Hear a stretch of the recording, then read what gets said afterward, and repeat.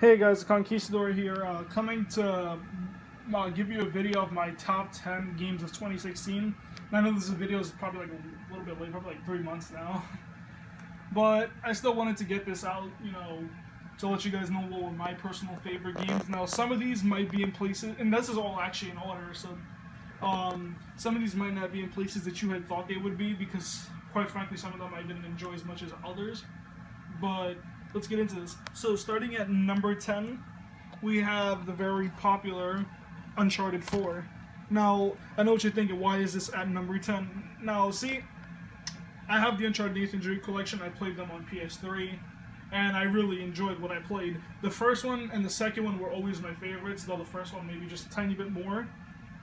And ever since the third one, they had removed those sort of like monster creatures that you would see all around, and that really was a big part of why I liked the games. And this game, it felt more heavy on the cinematics than what I was used to. Like, I don't know, it's not a bad game, it wasn't going to be my number one, which a lot of people seem to have it on. So yeah, number 10 is Uncharted 4. Number 9 is Final Fantasy 15. I didn't spend a lot of time with this game, but I had put a couple hours into it. It's a long game, so you'll be there for a while. But this is actually the Day 1 edition.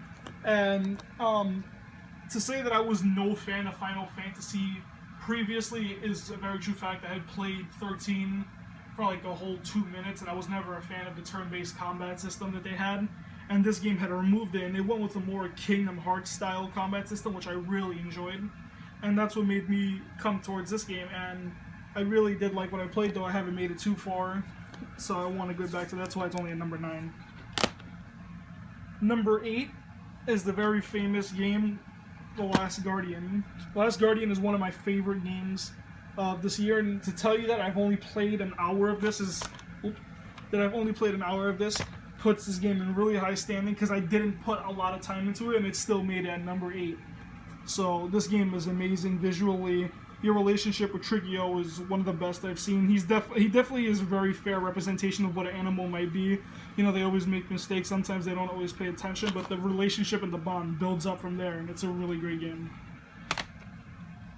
Coming in at number 7 was a game that I surprisingly found myself in love with, and I did not like the previous one, and that is Deus Ex Mankind Divided. Well, I didn't dislike Human Revolution. I just didn't get to play it a lot. And by the time I did give it some try, I didn't feel the urge to play it, so I never gave it the time of day.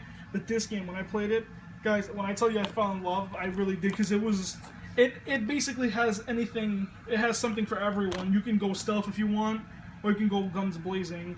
And I'm more of like that, shoot everybody on sight type of guy, but I also like to do a little stuff on the side if possible. So this game was a perfect mix for me, and I really enjoyed this. The story's great, the acting is great. If you guys don't have it, I had actually picked it up for $20 brand new on a sale, so this was definitely worth it, and it's an amazing game.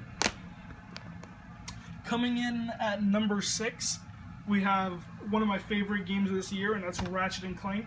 Ratchet & Clank was an amazing game.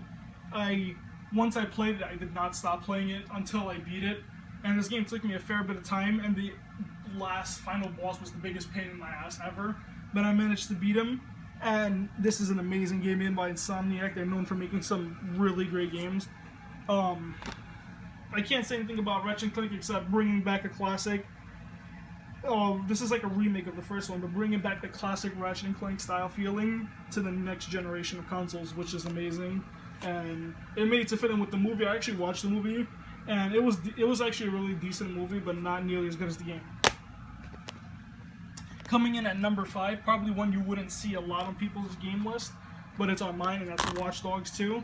Watch Dogs 2 was actually a giant improvement for the first one, and if you guys know anything about me, I actually really did enjoy the first one, so to say that this one improved on it tenfold is really amazing. You can customize your character. You always have the basic look of this guy, but you can customize how he dresses. You get special cars, you can play online with some friends. And it's a really good game. It's definitely a lot more fun to play with people, and the world is actually big and interesting. So yeah, Watch Dogs 2 at number 5. Next game we got here, coming in at number 4, is a game that I also got on sale for $20, and I fell in love with it. And that's Dark Souls 3. Now, I'm not a big... at first I wasn't a big fan of the Souls games, but once I put some time into them, originally got my ass kicked, and I probably still do to this day, to be honest, but definitely came a long way from dying from, like, the first enemy you ever encountered to, like, slaying pretty much a good chunk of the bosses, so it feels good to definitely have gained more skill in this game, because these games are definitely amazing. The overall views and combat is amazing, and if you see the world, the game world in this game, it's beautiful. Considering it's a dark game, it still has that beautiful side to it.